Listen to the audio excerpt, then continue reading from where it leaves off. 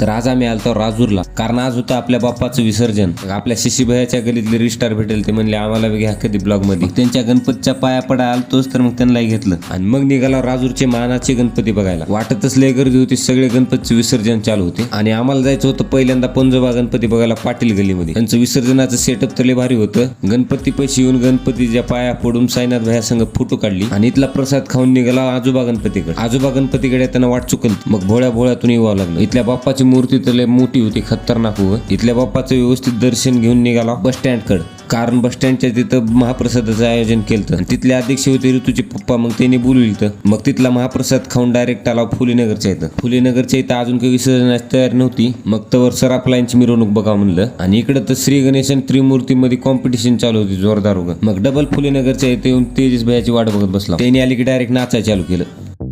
तांबडी चांबडी ही चमकते उन्हात लाखा लाखा लाखा लाखा लाखा लाखा लाखा